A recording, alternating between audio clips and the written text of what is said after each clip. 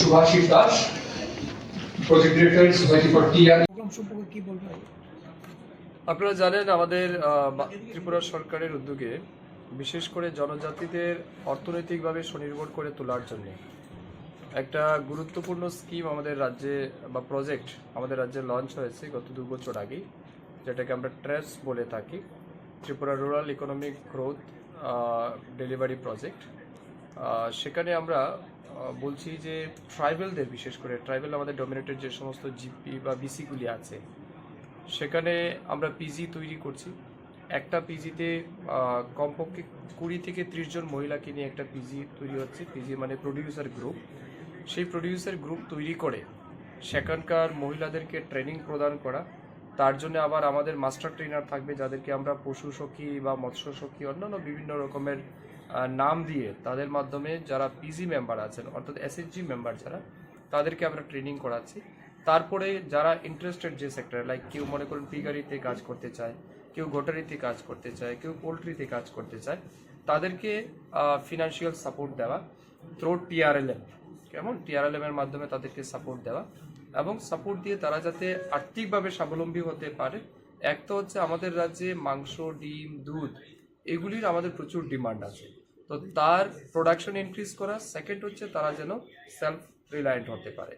এবং যে টাকা এই রাজ্যকে দিয়েছে, বিশেষ করে এই প্রজেক্টটা ওয়ার্ল্ড ব্যাংক থেকে ফান্ডেড হয়েছে, যেখানে 80:20 রেশিওতে এটা প্রজেক্ট চালু হয়েছে আমাদের রাজ্যে। প্রায় 1200 কোটি টাকারও বেশি ওয়ার্ল্ড ব্যাংক দিয়েছে, বাকি টাকা প্রায় 200 কোটির উপরে, যেটা আমরা স্টেট গভর্নমেন্ট বহন করছি।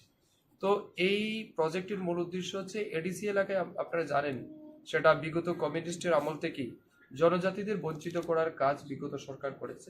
এই সরকার জনজাতি বান্ধব, জনজাতিদের উন্নয়নের জন্য, এডিসি এরিয়া ডেভেলপমেন্টের জন্য অনেকগুলি ইনিশিয়েটিভ এই সরকার নিয়েছে।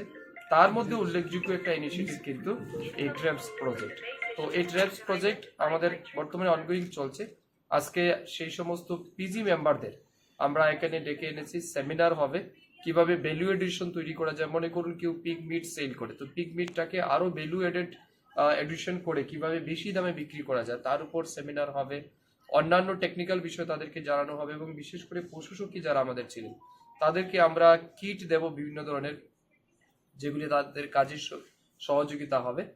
এর বাইরেও আমাদের, আপনারা জানেন, এমবিইউ সার্ভিস রয়েছে, মোবাইল ভেটেনারি ইউনিট, যেখানে আমরা 1962 নাম্বার আমাদের রয়েছে। সেখানে আমরা নতুন করে এটাকে আরো বেশি ফাস্ট ট্র্যাকে নেওয়ার জন্য, আরো অ্যাক্সেসিবল করার জন্য আমরা নতুন করে আজকে আরেকটা ভারত সঞ্জীবনী অ্যাপ নামে আরেকটা অ্যাপ ওপেন করছি।